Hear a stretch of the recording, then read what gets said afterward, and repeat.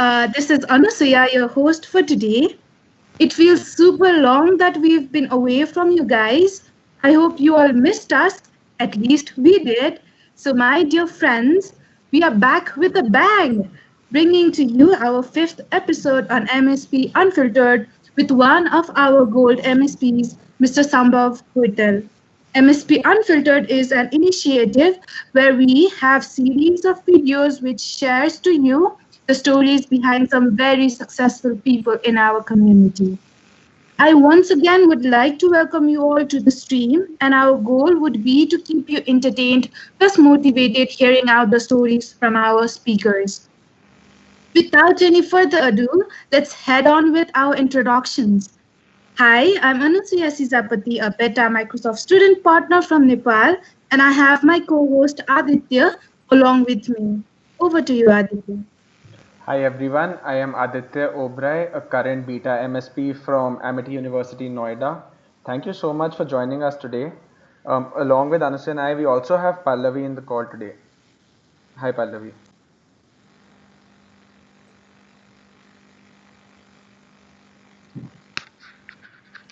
Pallavi, yeah.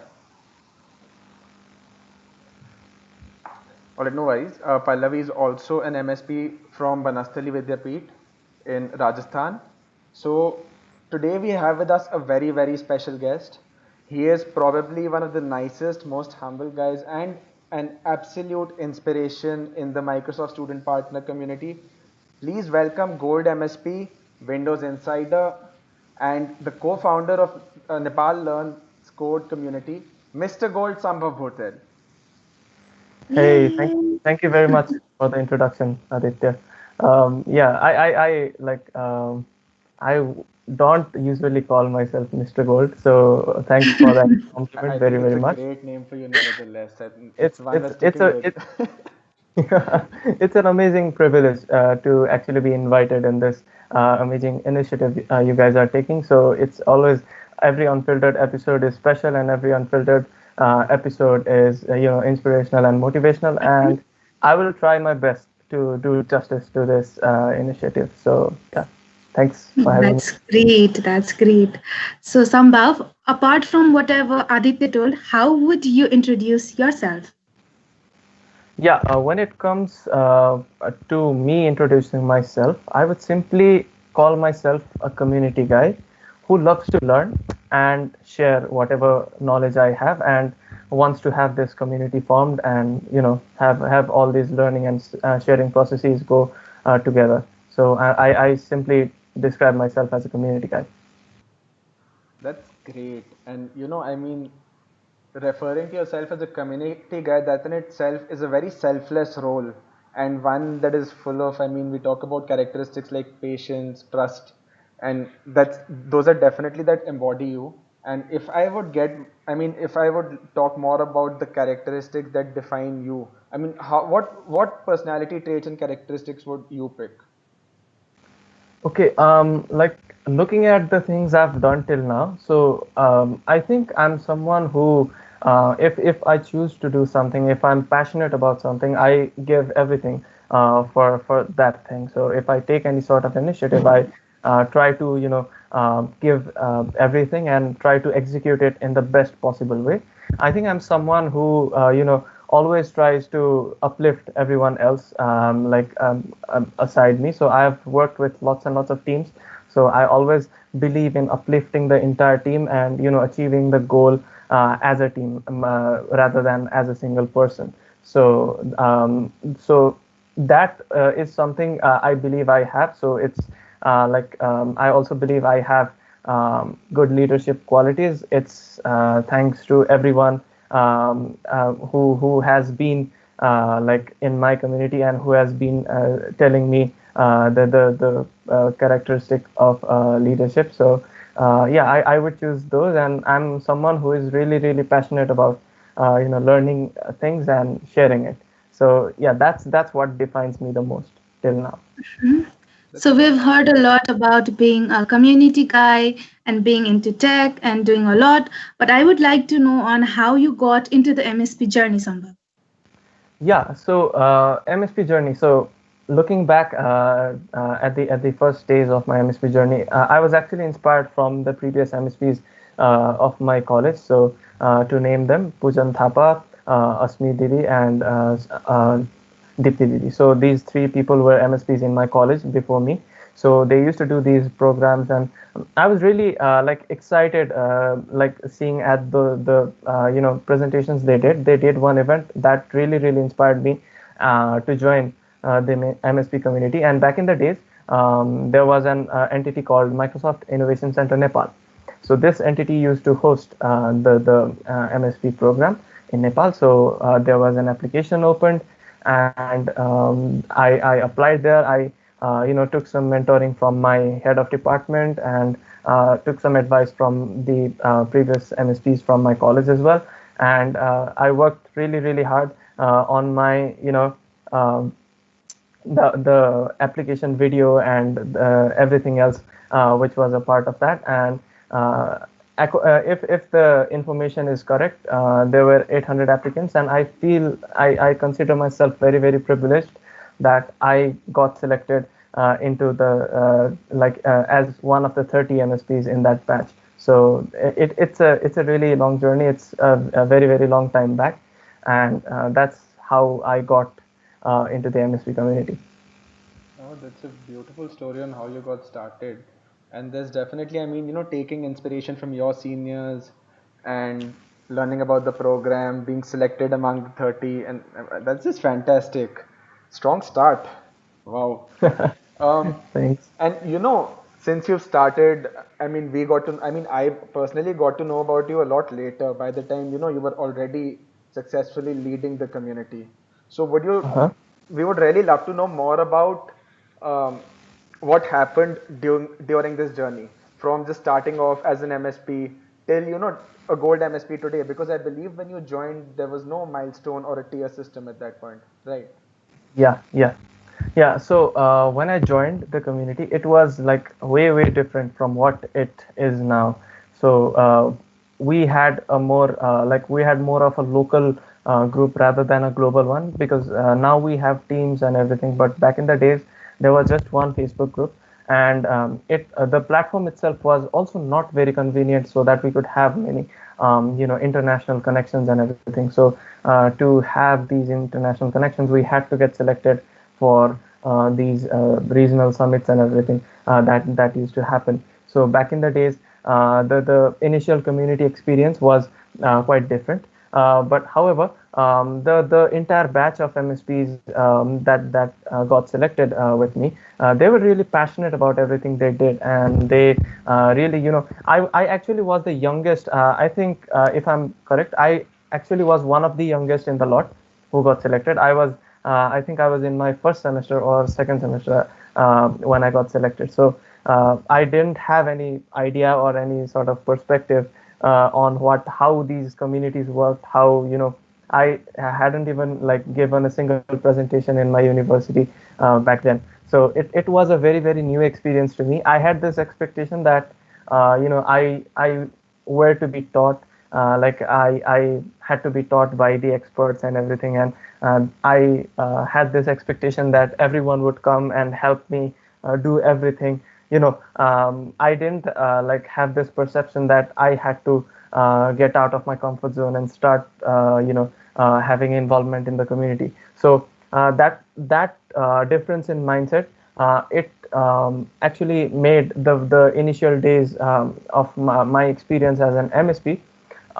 It was kind of tough to me to get started, but as time passed by, and as I started having interactions with these other MSPs, and looking at their initiatives, looking at their programs, it started inspiring me, and it started giving me this sort of feeling that yes, I also can do these things, and I actually need to step up, and I actually need to start practicing doing everything and having this involvement in the community, because it was what got me excited in the first place to apply for the program. So that's how my first days as MSP were, and how I performed in my first in first days as an MSP.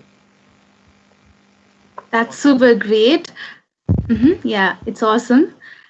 You were back then, right? When you recall those days, what are the things that you think that you learned the most from the MSP journey? Well, I think to whoever I am today, I think MSP community and this entire MSP program has a very, very huge role in building myself into whatever I am today. So back in the days, I was, I will say I was very, very shy when it comes to presenting, and when it comes to giving these different workshops, seminars, and everything. So uh, like from the MSP program, the biggest skill I think I acquired is I learned how to overcome the fear. I had this fear of speaking in front of people. I could overcome that as an MSP. Apart from that, I learned how to start new initiatives, and how to actually nurture those initiatives into something bigger, and look into the bigger picture and actually work passionately to achieve that bigger picture. So this leadership skills and these community development skills, and presentation skills and everything. So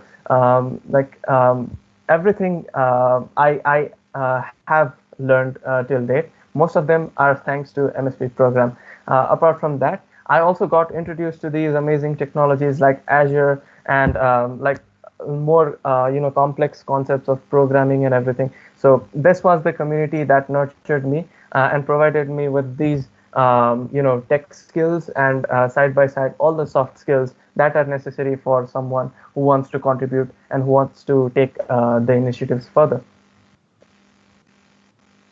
Wow, that's awesome. That's actually great. And we talk about your mentality today. It's an absolute champion mentality. And I'm sure some of this does come from even before. I mean, there are certain fundamentals you build on. And this really brings me to a very important question here. Did you get selected on the first try? Yes, Oh, I got wow. selected on the very And first try. did you get any suggestions from anyone before applying? And like, what kind of suggestions, if yes? Because as you said, it was a very competitive program, and even Yeah, then, being the youngest to be selected in the first try is, yeah. wow, man. Well, speaking honestly, I didn't have very high hopes on myself getting selected. So, talking about what sort of advice I had. So, well, basically, I talked to the previous MSPs, the people who inspired me in the first place. I talked to them, and the thing they focused, they told me to focus on was being myself. It was also they also told me to work on the working on breaking the barriers and everything, and stepping out of comfort zone, all these uh, terms. So these were new to me back then. So they suggested me on how I should approach the application, and how what is the essence of the MSP program in general. So all of this advice were the advice I got from the previous MSPs of my college, and my head of department, sir. He simply told me, he really had this talk to me where he told, yeah, you have something in you, so make sure to figure that out and unleash yourself, and you can do it. So that sort of mentality I got from my teachers, my seniors, and also from my parents as well. So they were also really, really supportive about this Microsoft thing, because I didn't know what MSP program was like in a very in a very detailed way. I simply said it was something related to Microsoft, and I were to be a part of Microsoft if I got selected. So my parents, they simply supported me with everything. They also motivated me, and helped me gain the emotional support, and the other support I required to apply. So this I won't say I got formulas to apply, but I got lots and lots of motivations and inspiration to apply. So that's how I that's what I got before the Yeah. application. I remember many of the ex-MSPs, like they were so great. I've personally known many of them, and Mhm. they've totally been super inspiring. And I've been inspired as well to apply for this journey. Sambhav, you said that you were the youngest in the group, right? So Yeah, was one of the youngest. Microsoft so was Microsoft Student Partner your first exposure to our tech community? Well, I won't say it was my first exposure to the tech community. I would say, like, yeah, in when it comes when we talk about community, I think it was the first one. But when it comes to like tech and everything, I actually was selected for like an internship in my very first semester. It was a training rather than an internship. It was like mixed up. So I got selected in an internship called SEO. It was related to search engine optimization and digital marketing and everything. So there used to be programs in my college, but those were rare. And these programs got me really excited. So there was this program called digital marketing and SEO fundamentals, or I forgot the name, but it was something like that. And there was an announcement from the speaker at the very beginning of his presentation. He told anyone who asks the best question and is the most interactive in the lot will get a free training from my side. So that's what he told. And I got really excited into that, and I started asking questions, and I got really I have always been excited about these events. And I got selected back then as an as a student in his company and as an intern later on. So that was my first introduction to tech. When it comes to community, I think MSP community is my first introduction to the entire sense of community, because when it comes to internships and everything, it's you get the platform, you learn, and you build up your career. But when it comes to community, it's not just you build your skills, but it's also that you share those skills and help others build them too. And like you grow as an entity, you have a bunch of people and you grow together. So the sense of community was from the MSP program was indeed my first experience in the tech community. That's amazing. And you really brought up a really important point that within the community, you're not just building up your own skills, you're also sharing them. When we Yeah. talk about community, we always have terms such as diversity, Uh-huh. inclusion, Yep. selflessness, sharing, networking, trust. And there is so much to learn from community. I have to ask you, within all your experience working for and within the tech community, what has the essence of the community been for you, for the overall tech community? Okay, for the overall tech community. So this is a very huge question. Okay, I'll try to answer it. All right. Um, well, I got selected into the MSP program. I got this privilege out of a lot of students.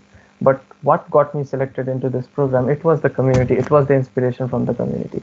So that's what brought me up with all the experiences I've had till now. And when it comes to community, and when I look at it, so it's like I can't define it in exact words, but for me, community is like one of the biggest pillars that helps a student grow.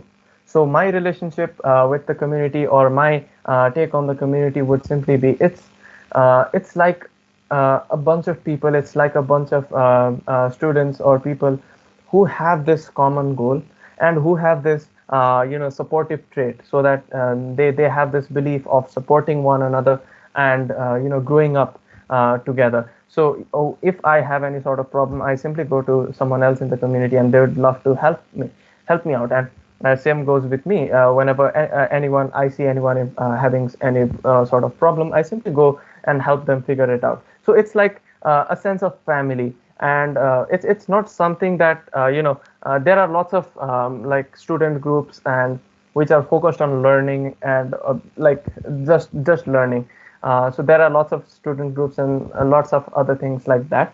But when it comes to community, it's not just learning, but it's also sharing. So I've been talking about learning and sharing quite a lot, and thankfully that's the basic that's the main motto of the MSc program as well. It's about learning and sharing. So it's the community is a place where you can start from wherever you want, from wherever you are. Even if you are a beginner, even if you are a professional, you can always have the exposure to learn, or the experience to guide others. So this builds a very very good ecosystem around, and this is very very fruitful for anyone who wants to achieve anything. So for me, community is like, I've always been saying this one thing: community has brought me community has made me what I am today, and I always want to give everything I can back to the community as well. So that's what my take on community is. It really is the Yeah, career and that aspiration. smile tells the answer so well, exactly. Absolutely. With the word, yeah. The smile that came along with the word, that's really priceless. And we've been hearing a lot about community with these sweet stories. And a question just popped in my head. Samba, what inspired you to be a community guy? Okay, what inspired me to be a community guy? All right. So when it comes to me being a community guy, first of all, I've like there are two aspects of community. There are two types of relationships, or two types of interactivity you can have with the community. One is you simply take benefits from the community and learn whatever skill you want. And there's the other aspect of sharing, like going out there and assembling these people and teaching them new skill, or anything like that. So my when talking about my inspiration on being a community guy, I learned a lot from the community. I think I've repeated this phrase for more than 10 or 15 times till now, but never mind. I've gained a lot of skills from the community, and the thing is, once I got started with the MSP program, once I got inspired from all these people to take these initiatives, which I was very very unwilling to do in the first in the very first days of or months of my MSc program, because of all the nervousness and everything. So once I started getting involved, the support I got, when if you had this opportunity to look at first sessions I did, I would term them not very good, right? When I look at it right now, but even if I didn't give the best sessions or the best workshops in the past, the support I got from the people who attended my workshops, the smile on the face when their code worked, or when they were able to debug a certain feature in their program, or whenever they were able to do something new with it, or if they were able to make a VM with Azure. So these moments, like that, really inspired me. Like the appreciation I got from the people. I must say I didn't get appreciation from everyone, but there were few people who really appreciated me for everything I did, and this appreciation from them and other people in the community, that really motivated me to do more. That established this thing within me, that yeah, I'm doing something good for all of them, and I'm also in turn doing something good for me. So that's what inspired me to get more used to with the community, and that made my belongingness for the community, like that, increased exponentially from that moment. That's great. I was actually going over an earlier session, the Inspire podcast, and I Mm-hmm. believe you mentioned that you have a fear of crowds.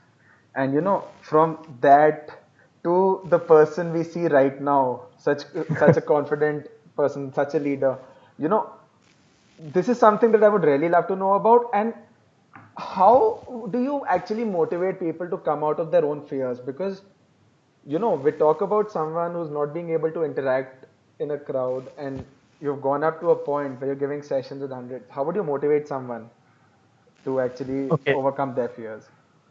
Yeah. So, like everything else in the world, getting over this fear of crowd takes practice and takes lots and lots of dedications.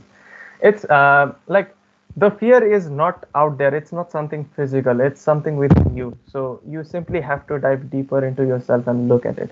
When talking about myself, yes, I had this fear of speaking in front of people. I actually I had this since my childhood. I always had this willingness to speak in the crowd, but I tried once or twice during my school days as well, and I always used to feel my legs were shivering. I was with the mic, my voice was shivering, my legs were shivering, and that fear, like I believe most of the people in the watching this session, like many of you also might have had this sort of fear in the past. So for me, like I always had this willingness to go out and speak in front of people, but whenever I tried to, I always had this fear and I always started shivering. But when it comes to practice and how I got started with everything, with the presentations and everything, I first used to look at myself in the mirror. I simply used to explain it. I had listened to this thought from I don't know who said it, but I got it somewhere from the internet. It was, if you want to be good at explaining something, simply look at yourself in the mirror and explain it to yourself as if you were a child 5 years old. So that's a very when you look at it from the outside, that's a very simple and very generic statement. But when you look at it in a different perspective, so what it really means is, if you are to explain something to a 5-year-old child, you need to have a lot of perspective. The 5-year-old child that you talk to in the mirror is your first audience in life, and you have nothing, absolutely nothing to fear with that virtual audience you have. So what I really got I really got lots of inspiration from this quote itself. And if you are to explain something to a 5-year-old child, you have to do lots of research. So once you do a research about your topic, and about the questions that might be asked and everything, so you really get into the learning phase of the certain topic. And once you are confident in it, you can explain it to you can like gradually increase your audience. And once you do that, you simply you get used to speaking in front of people, and that starts to feel very, very normal. So yeah, we as undergrad students, we have to do lots of presentations in college. And that's usually, those experiences are usually, like, if we have this fear, those experiences also can get us very, very nervous. So the thing that establishes this fear is, what if I do something wrong, or what if I get some tough question that I can't answer. So these are the types of fear that we can interact. But once we start learning about the topic we plan to share, we really get deep into that point, and we get to a point where we feel very, very confident. So it takes some practice. You should start with yourself, and when it came to me, I also did the same. And in my first few workshops and sessions I had really, really really few amount of people that attended. And like that felt pretty normal to me. And once you start adding people, it feels normal once you are used to it. So it's not that once you are confident, you can go out and speak about anything. If you ask me to give a session about Blazor, I cannot. I simply can't, because I'm not good at Blazor. So I can't do it. But if you ask me to give a session about Python, I will definitely go for it and do it. So that's what I'm good at. So once you start building your knowledge, and once you start building your confidence, uh, you will be able to beat this internal fear within you. And nothing, not even you, are going to stop yourself from going out there and being confident and speaking in front of people. That's fantastic. Yeah, it was so much peaceful even to the ears. Just like I was hearing such a great story behind the earphones. Yeah. To all of you who do not know, Sambhav is actually from Pokhara, a very beautiful and peaceful place, I'd say. Less pollution, less people, and now coming to the capital, Kathmandu, with Uh-huh. busy lifestyles and so much more happening around everywhere. Sambhav, how was the overall experience? Okay, like going to Kathmandu, it was life changing for me because here in Pokhara, I'm currently in my hometown because of the lockdown and everything. Here in Pokhara, I know all these people. I went to my school and my college, so I knew all the people there. Like most of them were my friends from my locality, and I knew all of those people there, and that there was nothing new about going to a new school or college here in Pokhara. But when I went to Kathmandu, like that was my first experience of staying away from my family, so that was completely new. I stayed with my cousins. We have this apartment there in Kathmandu, so I stayed there with the cousins, and the people, they were completely new. The college I got admission to, there was no there was not a single friend I had known from my hometown that studied in my college. In fact, I'm the only person in my class who is from my city. So that was a very very new experience for me, and everyone there had a different perspective about everything. So every place has a different thought perspective, and every place has a different way of life. And Kathmandu was a different way of life for me, and like getting used to that. Once again, I had this fear of like being in front of people and making connections out of someone I've never met before. So that in the very first month of me in my university and in Kathmandu, that got like I got really really nervous when it comes to going and meeting new people. I So it was, once I got started going to the college, like day by day I started making friends and everything, and like with time I got used to everyone, and with that my confidence also built up. So and apart from that, in Pokhara I had everything. Like I had a very very luxurious life, I must say. I didn't have to like cook anything, cook the food I had to eat, or wash my clothes and dishes and everything. So going to Kathmandu, I had to do everything on my own. So that was a completely new experience, and like coping with everything. And also there was like I had to travel for more than 3 hours just to reach my college and be back because of the traffic jams at that time. So all of these different difficulties in a new place were overwhelming in the beginning, but slowly and gradually I got used to everything, and I find myself very very comfortable now in Kathmandu. Or I'm confident I will find myself very very comfortable in anywhere else I go in the world as of now. It's so cool how, shifting from a smaller town, from your hometown, to a much larger city full of opportunities, but at the same time a lot more fast paced. It's great Yep. to see how you've tackled with it. And you've also Yep. discussed quite a few of the problems and struggles that come along with it. But I think another thing then we talk, when we shift to another city away from home, is the Hmm. mental toll that comes with it. So Yeah. could you elaborate a bit more on that and tell us about it? Because it's an experience that not a lot of us may have had. Yeah.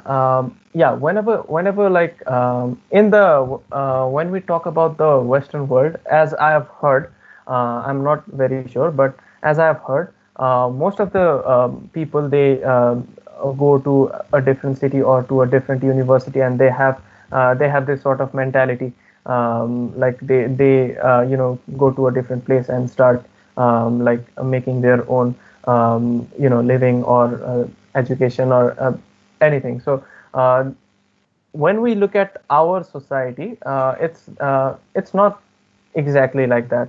Like we are always used to staying in our homes and being comfortable in the comfort zone we have created around here. So when I went to Kathmandu, when it comes about when we talk about the mentality in the entire city, I didn't have more than 5 people I knew, like knew very properly.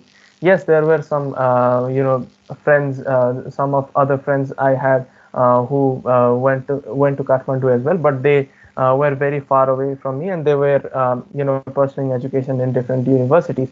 So like the mental when it comes to the like mental journey I had to have in moving in moving from one city to another. The first thing was it was my first experience out of my city alone. So it was like at the first I kind of got homesick at times, but I slowly got used to it. And also I didn't know the place exactly. And the thing is, I challenged myself to go out there. I had maps with me, so I challenged myself. I had my smartphone, I had maps in it, so I challenged myself. I would like explore this particular place today, and I started doing that. And once I got once I started exploring different places, I started like noticing a lot of people, and I started to kind of feel comfortable with it. So that's how I got used to the city. When it comes to the university, at first, yes, I was very like new in the lot and unknown in the lot. But once I started, looking at other students, everyone was from a different place. So my college is, I think it's one of the most, it's one of the colleges that has the biggest diversity. So we have people from every nook and corner of Nepal in my college. So once I started looking at them, yes, they were also from different places, and they were getting quite used to everything. So that's what motivated me. Like yes, if they are able to do that, why can't I? So that's the mental barrier or whatever we call. It slowly started fading away once I got used to the phenomenon in Kathmandu and my university and everything. That's definitely very insightful, you know. Thanks. Um, Anusuya,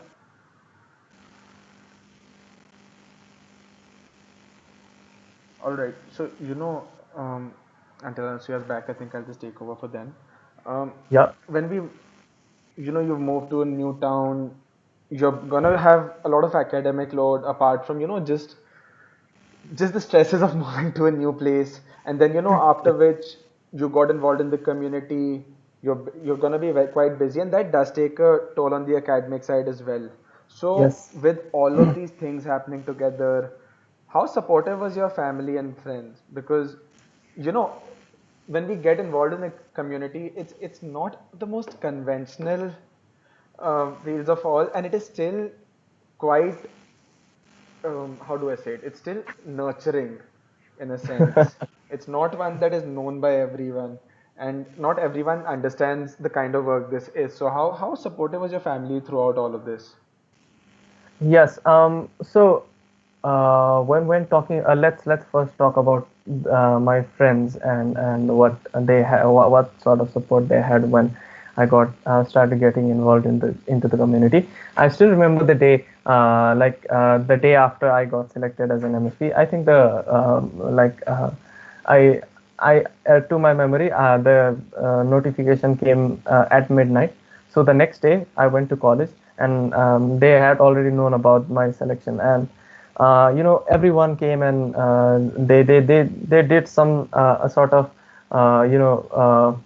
what should I say, some sort of celebration, a short celebration in my college. Like they if you've played Holi, you might like relate. Yeah, They did entire yeah. put colors in my face and everything, and they started to cheer me up and everything.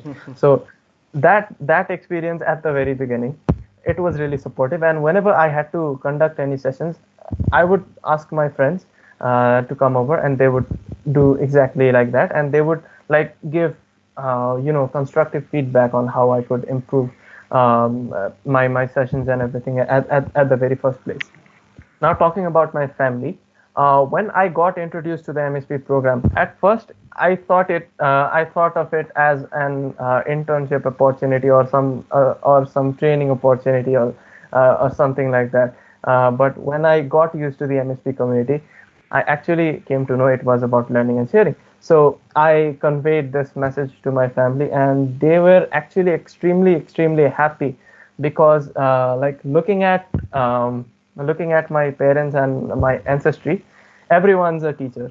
And what I told them was, yes, I was to teach people these different skills I have and this different knowledge I gain. So they were happy and extremely supportive about everything I did. And whenever I talk about any new initiative, as of now as well, they have full support on every initiative, and they also give insights on how I can make these sessions and experiences better for other people. So yeah, I got tons and tons of support from my family and friends regarding the community aspect. You're very lucky because coming from that kind of a background where you get a full push into such kind of activities, it's Yes. not very common and for everyone. So that's actually great to have support in such kind of a thing from the very beginning. And we've seen that you've always been a great presence in such activities when it comes to our community. But I am sure there would be times where you feel burnt out, tired, and it's tough to go on at times, and I'm sure that happens with everyone, all of us. Yes. So how Yes. do you keep yourself motivated to keep pushing through and keep going in such situations? Yes, when it comes to burnouts, like it's not just a thing that happens to someone in a community. It happens everywhere. So yes, like being honest, I also had lots and lots of burnouts on this long journey, and there were times when I felt like, yes, this is enough. I don't need to do anything more. Like I should stop here or something like that. Yes, there were lots of instances like this, but yeah, what I basically do is I simply do a recharge. Like how I do it is I simply go off the grid for 2 to 3 days. I like don't use any sort of internet, and I simply go for a hike or get into nature, or I go to Pashupatinath temple, which is very near to my apartment. So I simply go there and I simply enjoy the pristine environment and the nature around there, and like that, and getting rid of all the gadgets and everything for 1 or 2 days or 3 days, how many applicable. It really rejuvenates everything, and you once again get inspired to do whatever you were doing back before. So I what I believe is everyone needs to do this. So if you are starting to feel agitated or like burnt out or anything of such sort, yeah, what we can do is we can simply go for a hike or go for do some recreational activity and just leave everything that's causing problems for us for a specific amount of time. And if we do that, yes, we definitely feel rejuvenated. We can also choose meditation, or there are lots of ways how you can overcome this feeling. And yeah, I practice this quite a lot. Even recently, I've taken breaks at certain times. Once things start getting hectic, and once any initiative or any program or any session is completed, I simply take break for 1 or 2 days, and I simply go for a walk or a hike and rest, and that really rejuvenates everything. Going off the grid is possible these days. Yeah. Gosh, wow. I mean, that's really, I mean, that's Mhm. one that we don't hear every day, going I totally off mean, the grid. yeah. So I'd like to add to this. So when you go off the grid, you realize and you get to meet the human part of you. That's So very true. this human part of us, it's always hidden somewhere. Like we are so Mhm. busy with everything, with tech and with advancements and everything. That way we forget to nurture this human side of ourselves, and the side Mhm. that wants to go out, the side that wants to play, that's the side that wants to have fun.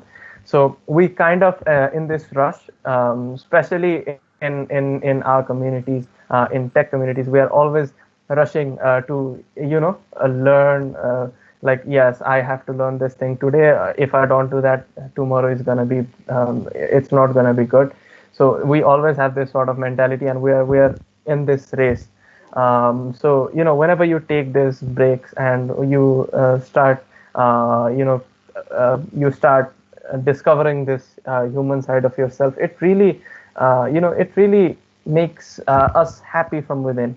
And once we do that, we can once again start the life our lives as usual. So it's always a very very good practice to like take some breaks and everything at times.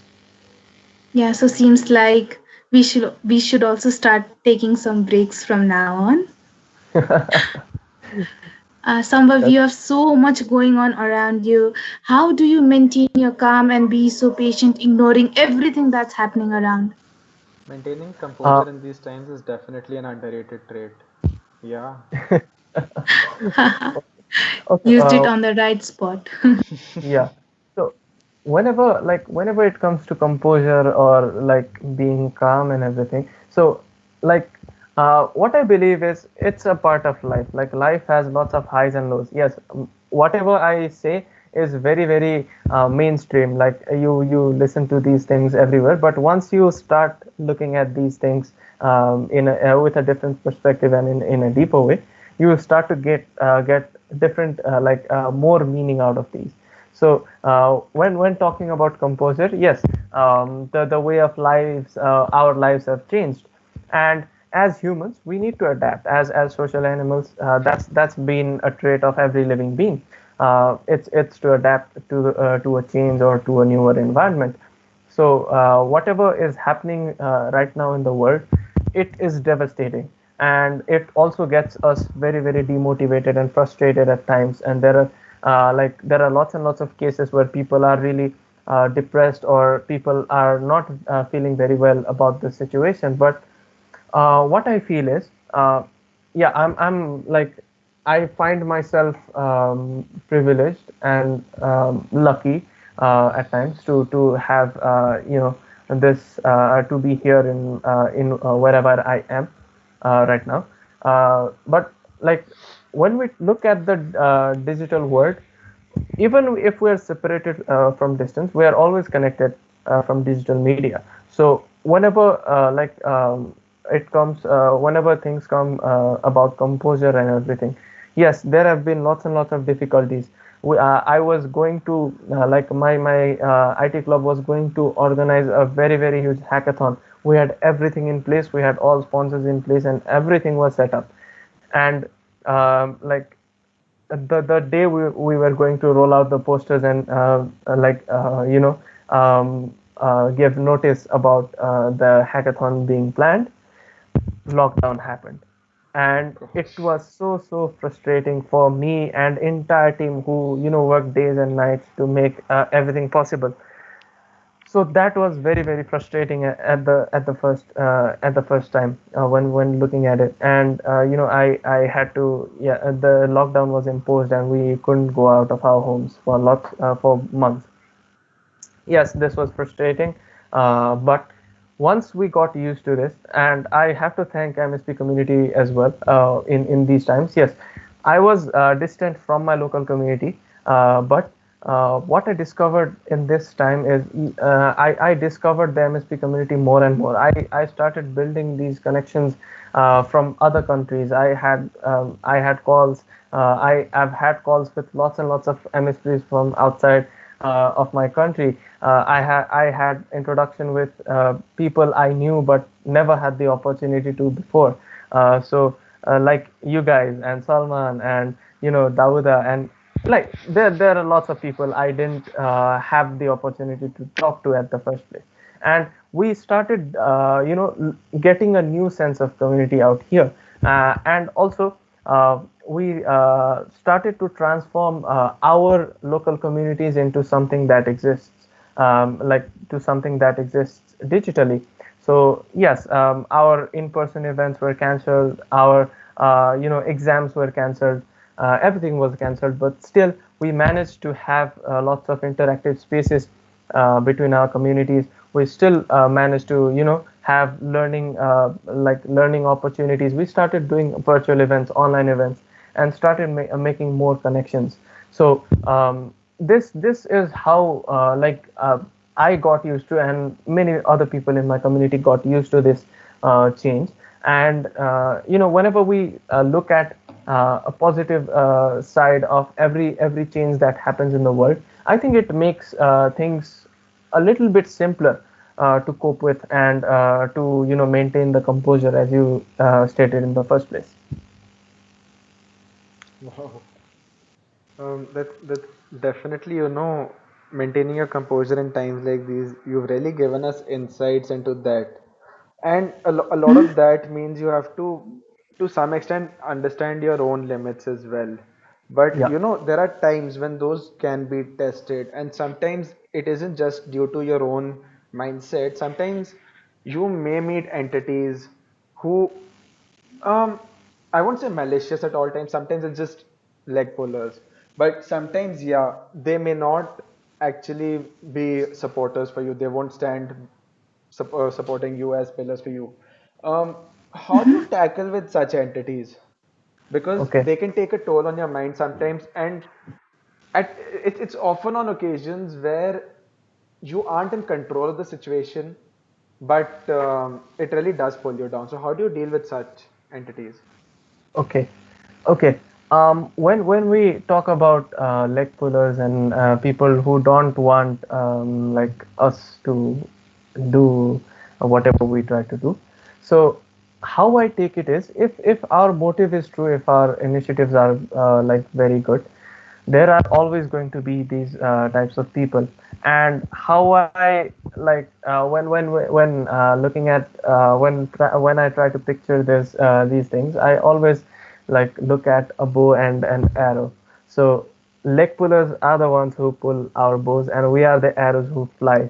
That's So nice. we can take that pull, that leg puller, we can take all that negativity or all that hindrances that occur, as we can take that those as our strong points. And once we are like whenever someone tries to stop whatever we're trying to do, if we are able to convince other people that we are right, we get more support than we would have if the leg pullers didn't exist. So whenever you have leg pullers or haters or anything, um, yeah, if you're doing something good, please be more happy about it, because it's a signal that you are going to do amazing.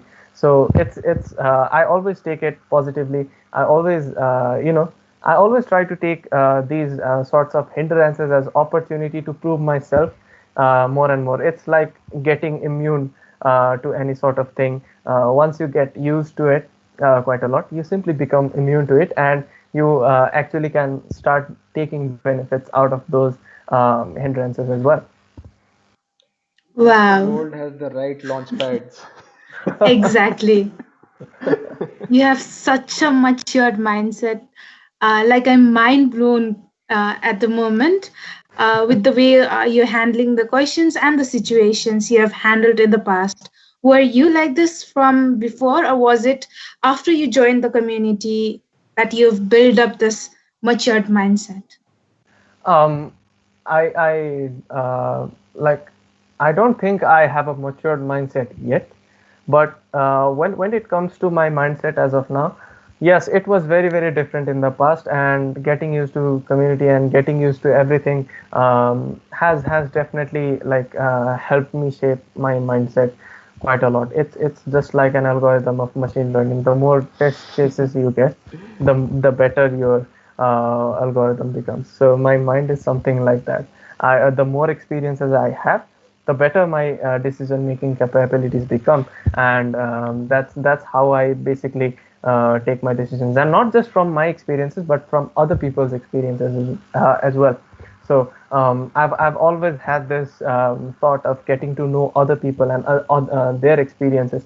So I was like privileged enough to get selected in the MSP Asia Regional Summit, and I had lots and lots of conversations with other people, other MSPs from different parts of the world. So that really gave me, a different perspective and a different thought process, and I was able to take so many positives out of their experiences, and I was able to learn from their experiences as well.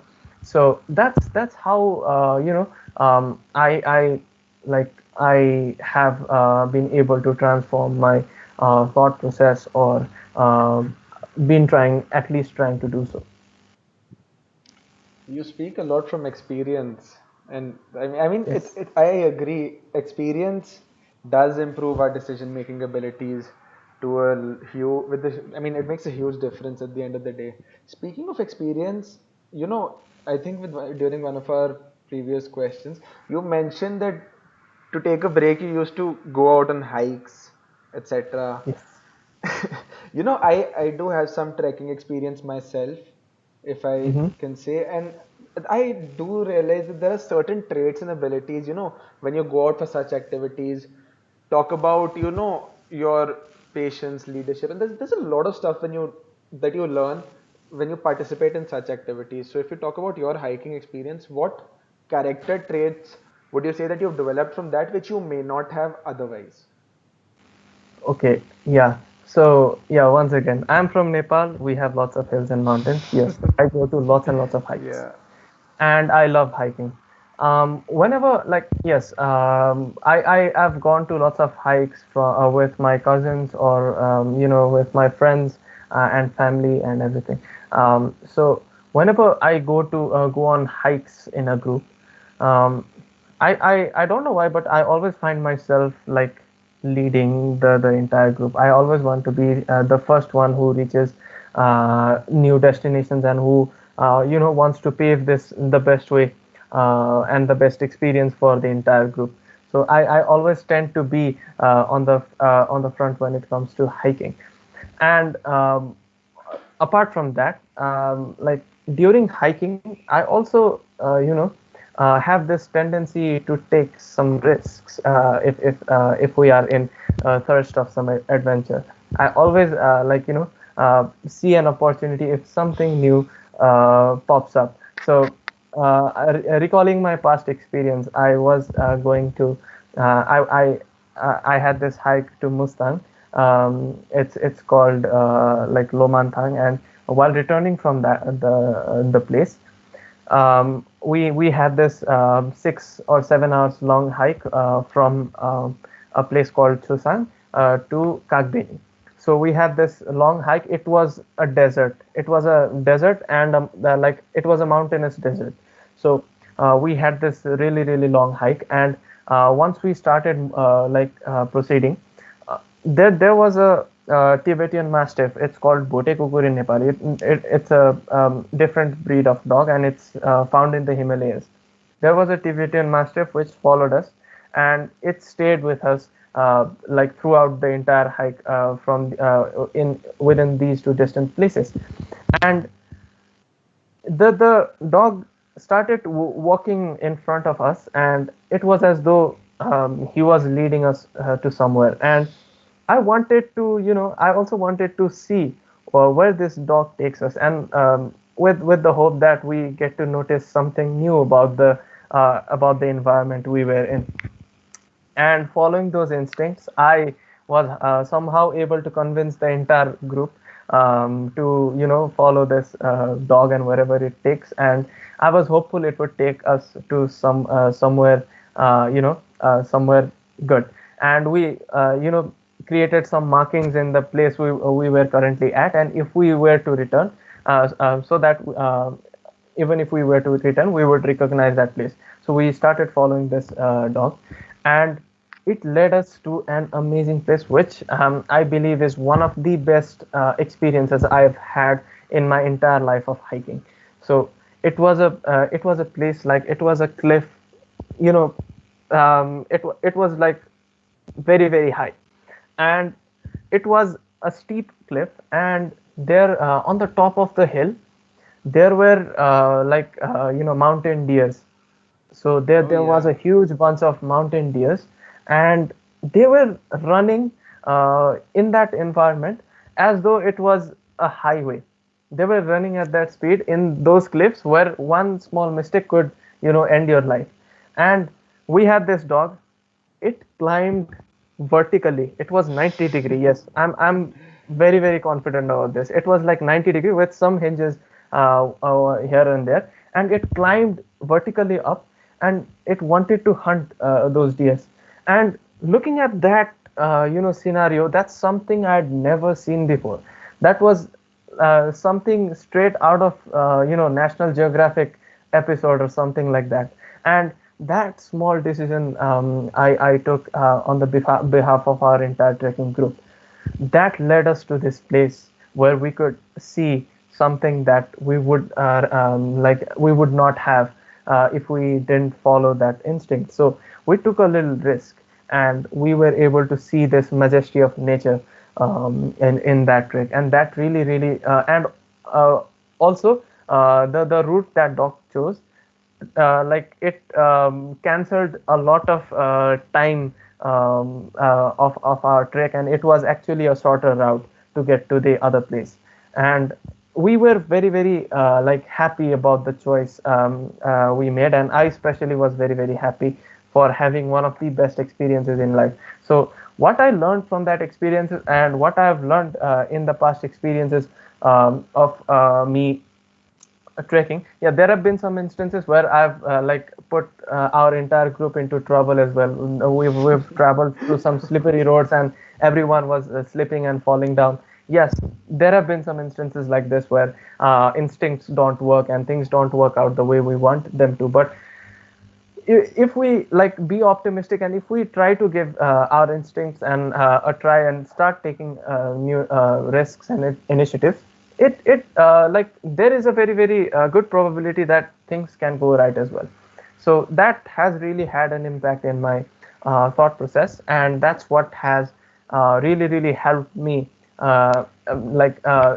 I think it's subconsciously, but it has really helped me in taking these new initiatives, be it Nepal Learns Code, or establishing a scholarity club in my college, or starting MSP Nepal live streams, or anything else. So it has always, helped me start these initiatives and get along with it. So every initiative has a pathway, and there are many highs and lows in it. But once you decide that you are going to follow that path, it's at that moment you learn to be immune to that path, and you learn to make the best out of it. So relating it to hiking experience, yes, it has, I believe it has developed some sort of leadership skills in myself as well. Yeah, I mean, you really actually brought us to a very, very important point. Um, while you're trekking, if I love the dog story, to be honest, just following the dog, seeing where it goes, taking a risk and moving into the unknown. I mean, that's definitely one experience that you'll always remember. Um, Exactly. and when we talk about your leadership traits, keeping the group together, your decision making abilities, these are all which you will definitely hone in such experiences. And they actually, you bring these back from your hiking experiences and all of these to the tech community you're working in today. These are traits that you will bring back and you will actually implement in slightly different ways. Yes, you Yes. won't be following. Yes, subconsciously. Yeah, but you're definitely bringing these traits back to the community. So how has this experience actually helped you in the community?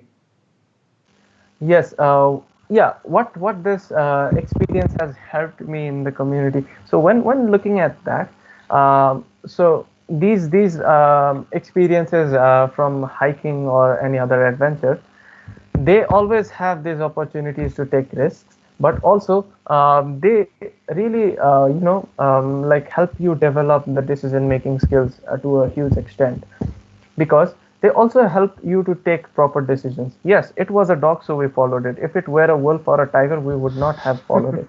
right? Yeah. So you always have, like, you have this ability to decide whether or not something is worth trying, or something is not worth trying. So these decision making skills when it comes to community, yes, because of my past experiences and failures, I've always had I always have a plan B for everything. Even while I'm talking in this call, even if my power goes out, I have a backup power. Even if that goes out, I have another backup power and internet. So I always try to have something in plan B and C. And yeah, it might not be the best practice at every time, but uncertain things might happen at times. And these experiences have always taught me to always, like, it's like, it's okay, relating it to tech, it's like building a software on GitHub. You always have this option to fork out and create changes and merge back. So it's always like that. Even if the it does not work, you can try something else, but you always have something to return back to. And I've always had this kind of mentality whenever I'm trying to do something new in the community. And yes, there have been some decisions I've taken that have proved to be wrong, but there always were backup plans in place.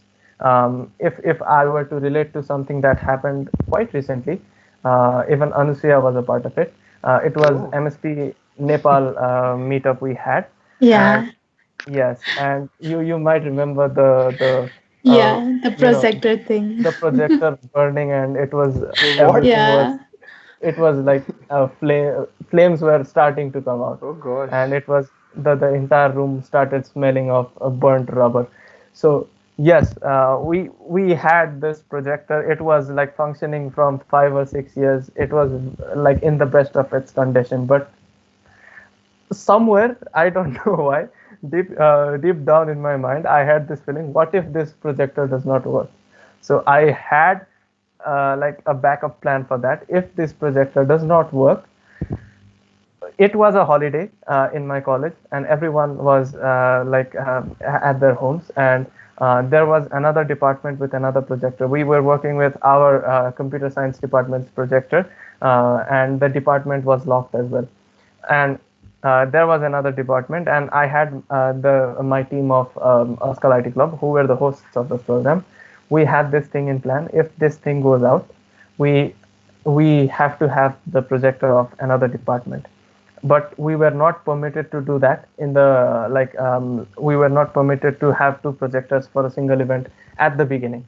But we always had this backup plan. When if this does not work, we are going to rush to the teacher, and we are going to bring him back to the college and have him hand over the other projector to us if things don't go right. And yes, the teacher was quite near to our college premise, so that's why we chose the environmental science department for that particular day. And what happened was, he was doing his yagya. It's called yagya. It's like a worship that people do in our society, and he was doing that, and we had to rush to him, and we had to request him to come and help us out once the projector had burnt out. And yes, luckily he came and he gave us the other projector, and the event, it went very well. Like if that had not been the case, if there was not another projector in place, things would have been very different, because there were videos of other MSPs from different parts of the Yeah, world. we had Salman, we had Dawood. We had Vedant from India as well. Yeah, we So we had had Vedant. videos from these different people from different parts of the world. And the whole motive of the event was to show the newly selected MSPs pictures, and like pictures of events that we've organized, and delivering the essence of the community. And simply describing it in words would not have been that fruitful. And there were other speakers as well, who were comfortable with presenting with their slides, and they might have found slideless presentations quite tough, and the event would have suffered. But because of this plan in place, yes, like the event got rescued, I must say. And the entire thing, like once you have like this sort of whenever these sort of decisions work on our favor, we our motivations for making decisions in the next time, it gets really really high. And even when things don't work out, it gets the motivation gets higher the other way as well, because yes, you've made some wrong decision, which gives you a better authority to take decisions in the next time, because you know how not to fail in a particular way. So it's something I think Thomas Edison has also talked about. So yeah, that's that's how my entire thought process and everything works. I think I've extended that thing for quite a long, so sorry for Not that. at all. We just enjoyed whatever you said. Let's change the topic a little bit now. Sambhav, could you share us something about your insider stories? We would love to hear how it happened and what happened in the overall journey of yours. Yeah, the Windows Insider story, it goes back to 2019 February in Sydney. So I was selected for the Asia Regional Summit.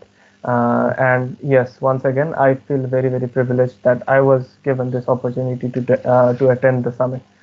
So in the summit, we had like lots and lots of networking sessions with MSPs. We had this amazing experience of Imagine Cup and seeing everything in front of our eyes. It was amazing. Yes, there was a traveling part as well. It was a new experience. It was totally amazing. But being a part of an event that big, it was not just MSP Summit. It was also the Imagine Cup regional finals, and it was also the Microsoft Ignite. It's like the biggest like tech event I've ever been to. So that the entire experience was amazing, and I always sought to different people from different community and wanted to have connections with them. I still have connections with like lots of MSPs from there. So yes, this process was going on, and I had this opportunity to get one-on-one mentorship with Pablo as well. Once we started having conversations, he he asked me to stand up, and he like told me, let's go there, let's meet some people. And he started introducing me to lots and lots of amazing people from Microsoft. There were lots of cloud advocates, there were heads of interns, and there were like very very high level employees of Microsoft that I was able to meet and like get introduced to. And in the process, he took me to Donna, and he introduced me to her as well. And I'm very very thankful for Pablo, towards Pablo, for like introducing me to everyone. And once I like got introduced with Donna, I it was the first time I came to know there is a thing called Windows Insider that exists. I had no idea about Windows Insider program. Let's be honest. I had no idea that the program existed, and I still remember the number was 15.6 million people. And Donna said, yes, there are 15.6 million people who are Windows Insiders at that moment, and there were like these people were amazing, and these people were the ones who helped shape the future of the most popular operating system in the world, Microsoft Windows. So I was really, really fascinated by everything in that, and that's when me and Donna, we started having conversations, and I started explaining about the new initiative, which later came to be known as Nepal Learns Code. It was to create video tutorials and everything. So I started talking about that with her, and like she was very, very impressed with everything I had to say, and like she, she, on the behalf of the entire Windows Insider team, she told me that like it was after I returned back to Nepal. She told me that she would want to share my story to the world, and it was like the best feeling in the world. And it was at the summit. It was at the Microsoft Ignite, the tour itself. At that very moment, right after meeting Donna, I went and I registered for the Windows Insider community. Talking about the Windows Insider community, there are lots and lots of amazing people out there. I don't consider myself to be a very a very active person in the Windows Insider community when it comes to developing Windows and new features and everything. Yes, I have reported some some things that can be improved here and there, but I have I don't consider myself as someone who has been very influential in the or has had very huge contributions in the Windows Insider community. But however, the entire Windows Insider community, it's also about sharing and uplifting the entire ecosystem together. And that's where I got that's where I got involved as well, um, by creating these video tutorials and everything and articles in Nepali. I was able to contribute in some way in this entire Windows Insider community, and that's how my journey went along. And I'm very thankful to the entire team that they have made this very wonderful video depicting me, my college life, and the things that I do.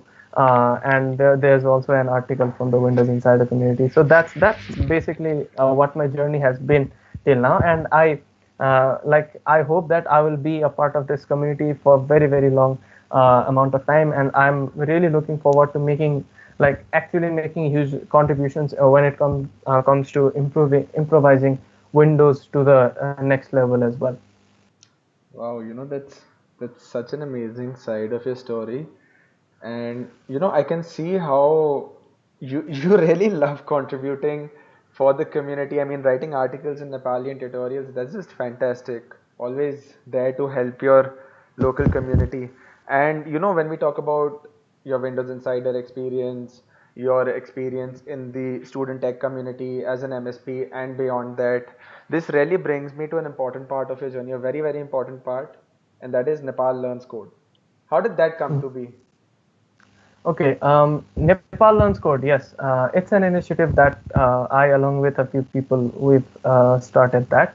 It was supposed to start very early, but yes, I was new to producing tutorials, videos, and everything. And um, there's a lot of footage that has been discarded. I had this entire course made on Azure, it had my face in it. I did all the chroma keying effects and all the video editing. I was learning in that process, and for some reason, I didn't find those videos quite good enough, so I had to discard those. And I'm working on a better version of that tutorial. So yeah, Nepal Learns Code, it's basically it's basically a platform which is dedicated to teaching Nepali students different concepts in tech and different programming languages in Nepali itself. So till now, I won't say we have done a lot of things or we have achieved a lot. Yes, we hit the 100 subscriber mark yesterday itself, and I'm Wow, super happy congratulations about on that. that. Yes, and the thing that makes me more happy is it was without a lot of advertisement. I post about the new tutorials only once, and it's yes, once, and That's it's done. great. And all the audience, all the students we've gathered till now, more than 60 or 70% people, they are coming in from search, if we are to believe the YouTube analytics. And we have gathered more than 3,000 views, and we have we have been getting lots and lots of hours of watch time. So our content has actually been able to uh, you know help these people. Till now we have we have posted two tutorials. One is a very beginner level basic guide on Microsoft Azure, which is 1.5 hours long. It's in Nepali. And the other one is it's a bit comprehensive. It's Python for beginners, and which is more than 7 or 8 hours long. And it consists of 19 episodes to be exact. Wow. And it teaches students to code from zero, from ground zero, to building simple applications using GUI, some basic applications like Hangman and calculator, like a functional calculator. So These are two tutorials we've currently we've been able to produce. Yes, when it comes to, I'd like to relate to a previous question once again. We had lots and lots of things planned in this phase of time. I had an entire studio set up at my apartment in Kathmandu, which I unfortunately had to leave right now and come back to my home. So we had lots of tutorials and content was being planned in this time, but due to lockdown, we have not been able to create the content we wanted to create yet. But yeah, we're still working on the new series. I've been working on with the research and everything on the upcoming series. So the entire initiative is just to help the students of Nepal who don't find English that easier to understand, and who don't find reading books who don't find it very easy reading books. That's someone who I was in the past as well. I didn't find reading books very easy, and all the tutorials in English, they were tough for me to grasp in the beginning. So this platform is simply there to uplift, to try to remove that barrier for these students, so that they can also get started with everything, and they can also kickstart their tech journey. And once you have the fundamental concepts in mind, you can simply grasp other additional concepts in a more easier and convenient way. Yes, our tutorials are not the best in the world. There are lots of better tutorials in there are some better tutorials in Nepali itself when it comes to Python. But our motive is that we want to create more and more content, so that students we are taking feedback from them as well on what sort of a presentation style they want, or what sort of content they want. And we've been getting some suggestions in the comments as well. So we're trying to improve this, and we're trying to create something which can be a place to go for Nepali students who want to get started with tech and are not able to do so. And also there are some coding boot camps in Nepal as well, but they are kind of expensive for general public in Nepal. So those boot camps are only for the privileged mass.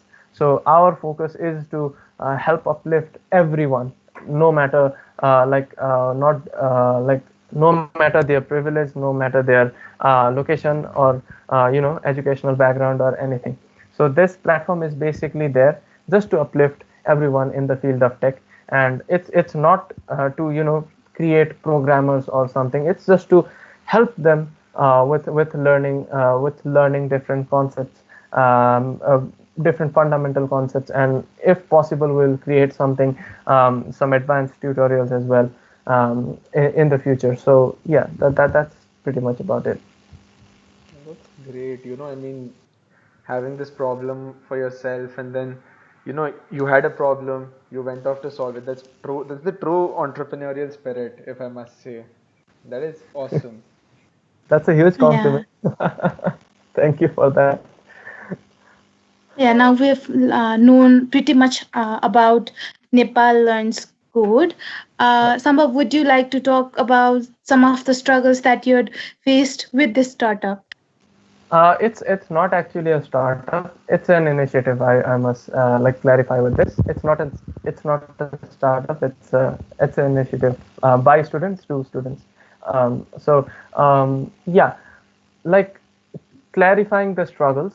I have I think I mentioned this before as well. Yes, I am confident in front of mass as of now, but I'm still not very confident in front of camera and giving tutorials. That's why you will not find a single video with my face in Nepal Learns Code as of now.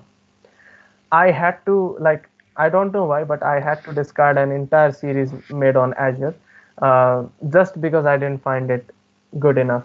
So this there has been a huge struggle. I've been trying to improvise myself with facing the camera and getting used to everything. I'm very good at directing people to do something, but implementing that myself, I've not been able to capitalize on that yet. I'm working on it, and I'm hopeful that I'll be able to overcome my um, lack of, I won't say lack of confidence, but my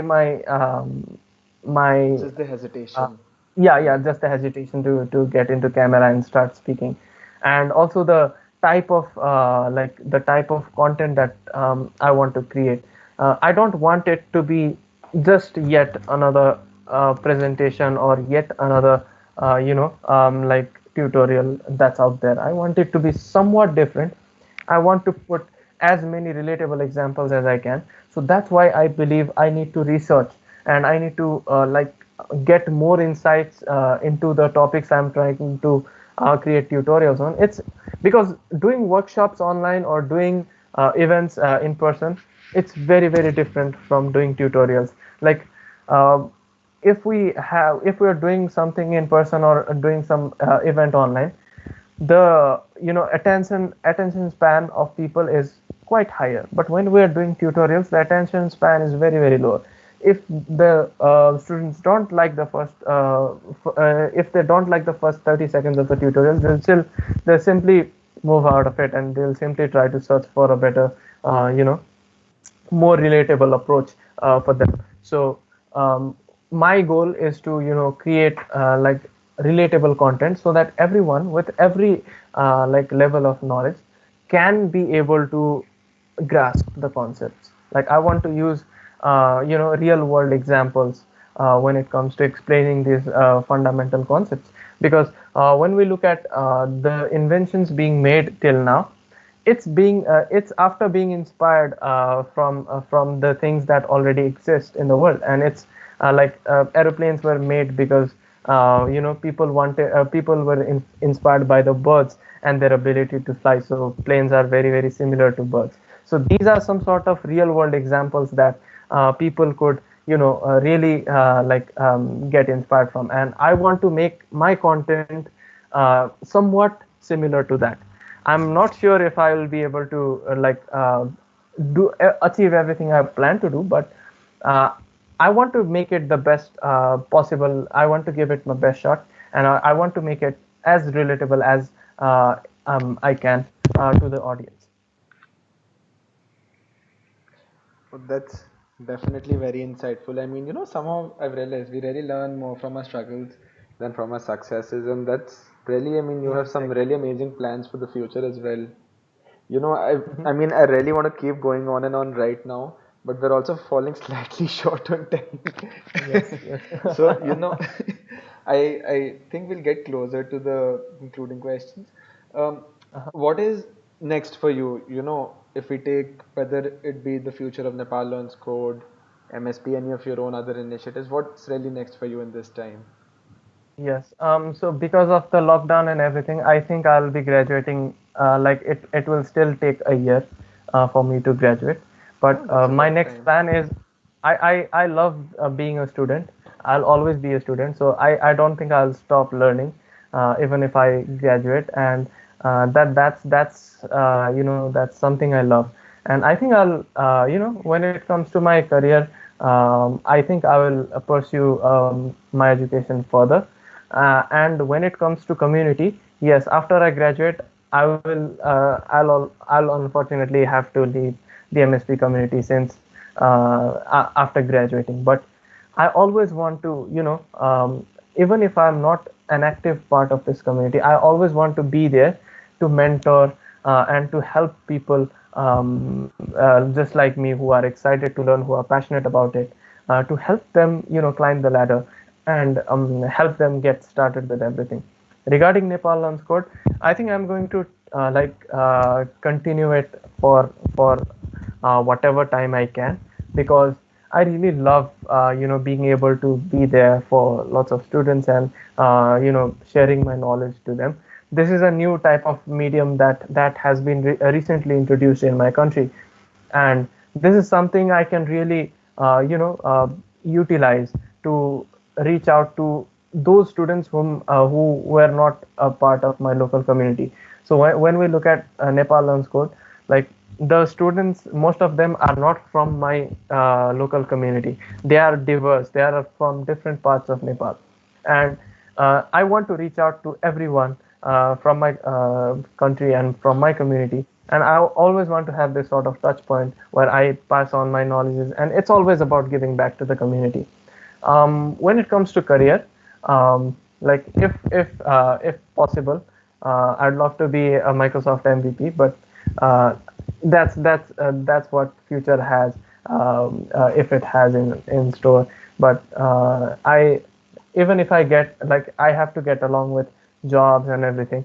So even if I get along with my job and my career and building my career, I always want to be there for the community, and I always want to be in some way involved with it, even if it's actively or even if it's passively. I always want to be involved with this amazing community, because it's what has made me, helped me grow, and it's what has shaped me to whatever I am today, and it has been inspiring me every other day.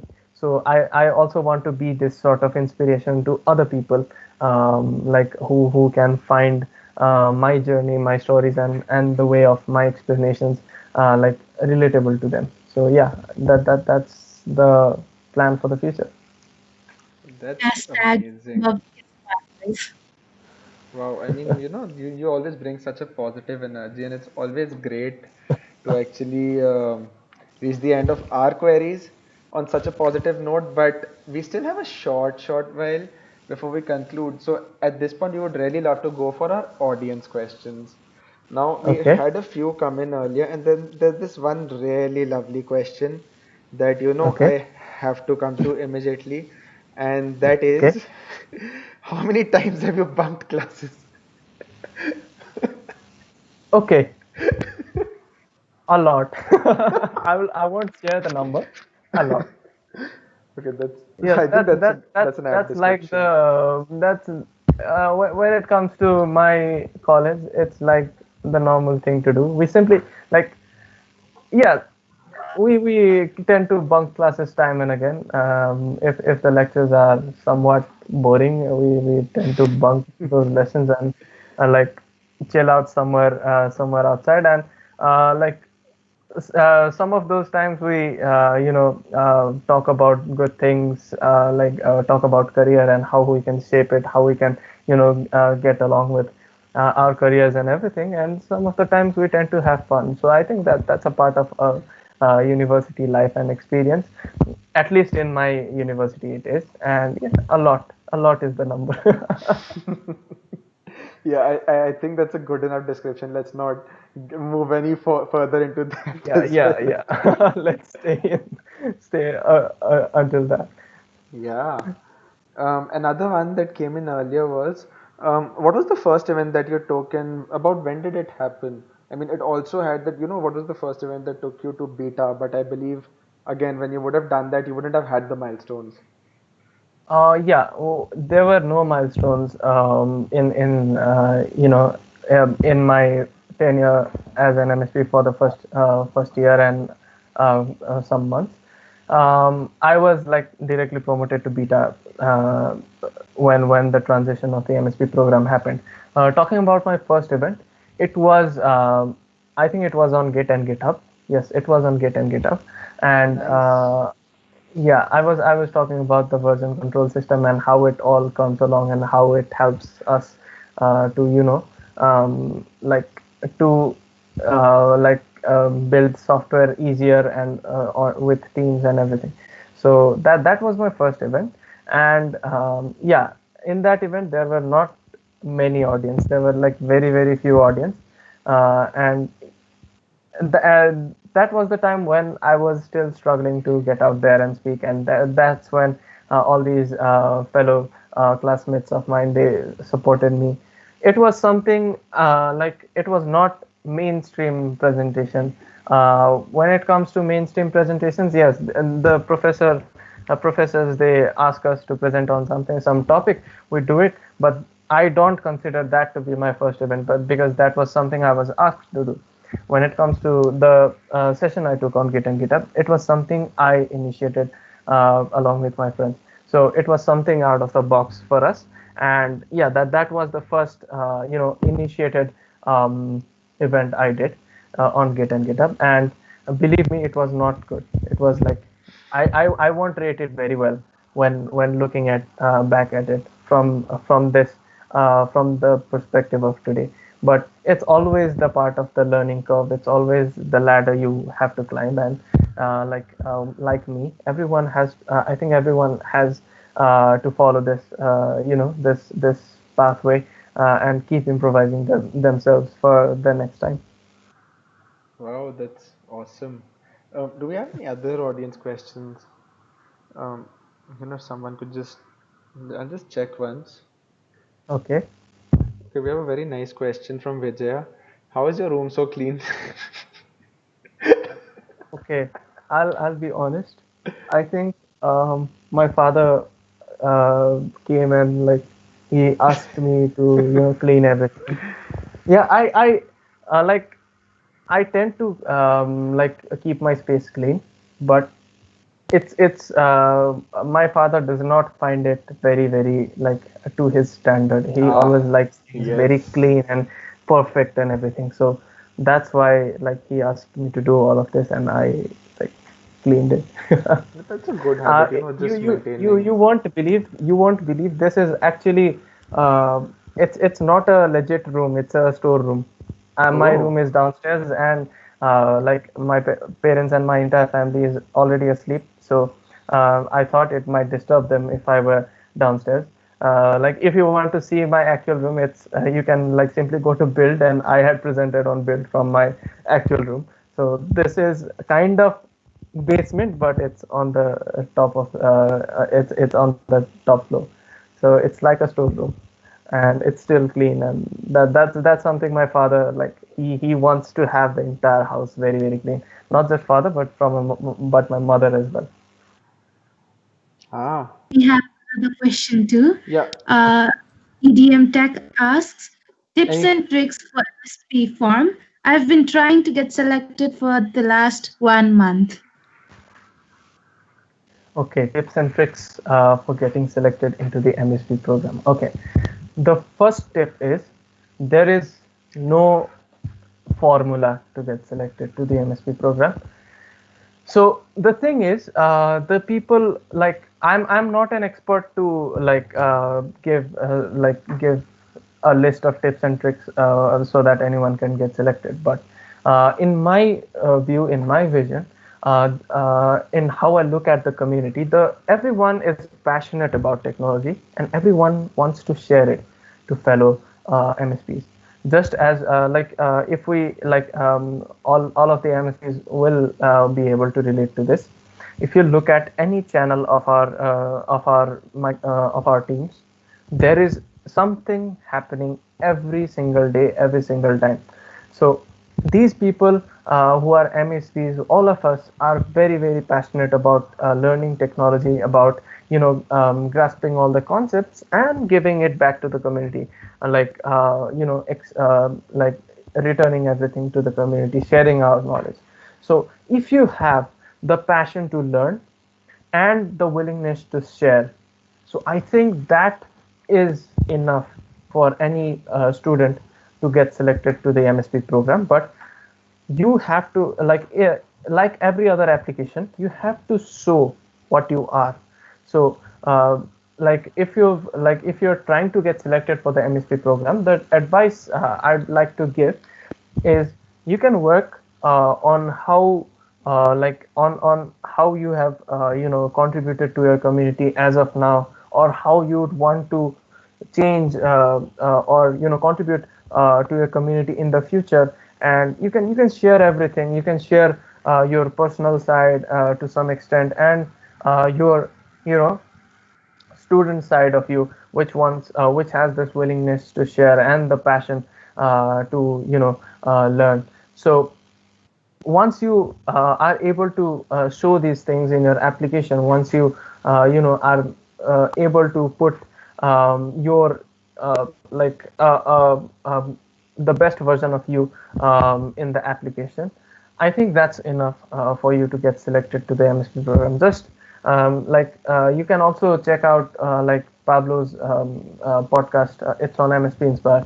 He also there talks about what really takes for a student to be a part of this MSP. Like it's been rebranded to Microsoft Learn Student Ambassadors program. So what does it really take to be a part of this student ambassador program?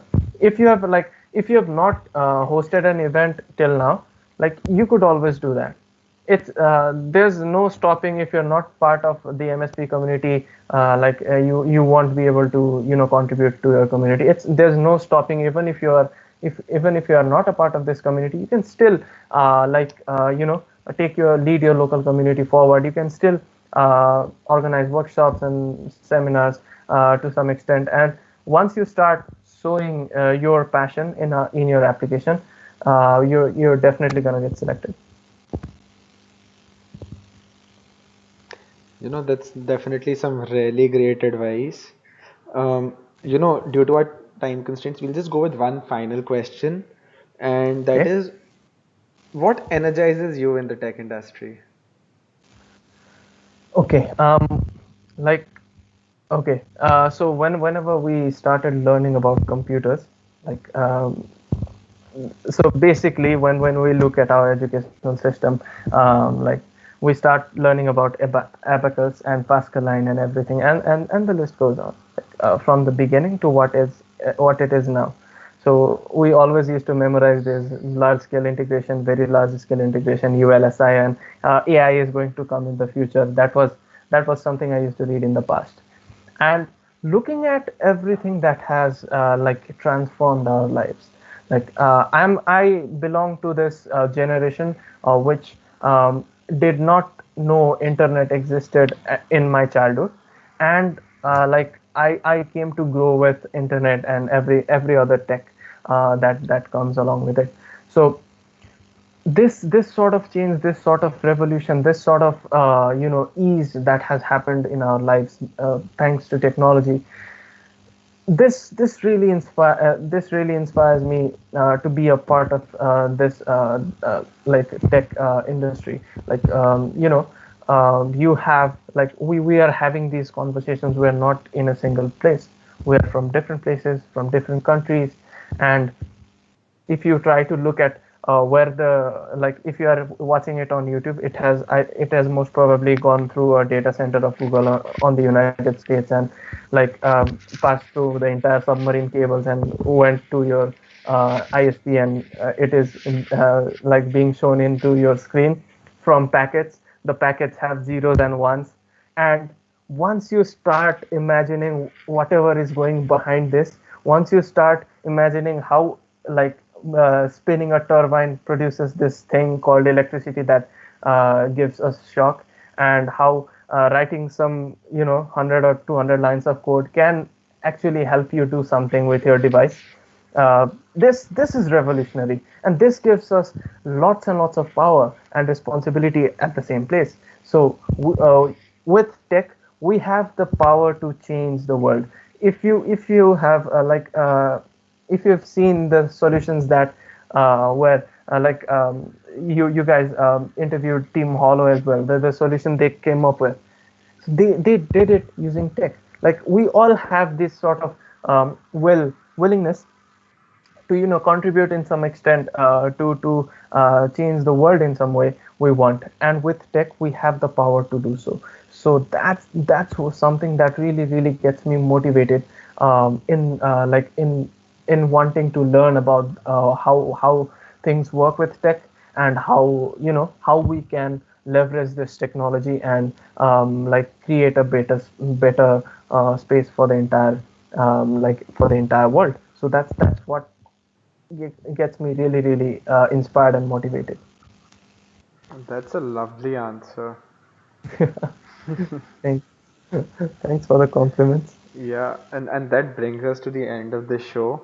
Thank you so much for being on here. And I Thank mean, you very much. I think all of us, especially Anusha and I, really appreciate the time you've spent today with us, just talking about your own journey and experiences. Mhm. Thank you so much, Sambhav, for these memorable talks. and fantastic life experiences. We really had a very great time, and we believe so did our listeners. Uh, Thank Thank you. you, everyone, for tuning in and staying I up just with us until the very end.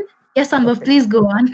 I just want to speak a few words to thank everyone. So, first of all, thank you the entire team of MSP Unfiltered for having me here. Like it's like a privilege to be able to share my journey to the entire world. And thank you so much for being this team that inspires. Like you guys are bringing in amazing individuals who are a part of our community and who have been doing great. And I feel very honored and privileged that I also was able to be a part of this initiative. So thank you so much for having me. And to all the listeners out there, thank you very much for listening throughout the event. And thank you for asking wonderful questions. I've loved the entire experience that I've had in this 1 hour and 45 minutes till now. This has been a lovely talk. Yeah, thank you very much. I still feel it started like 5 or 10 minutes ago. I have no idea how 1 hour I 46 agree. minutes have already passed. So thank you very much for having me here. It was just lovely having you. And I mean, I'll just be repeating Sambhav's words here, but thank you so much to the entire audience for staying active in the chats and just being there with us. And we wish you all a very good night and a good day from wherever, depending on where you are in the world. Have a good day and a good night. Yeah. And also, namaste. Namaste.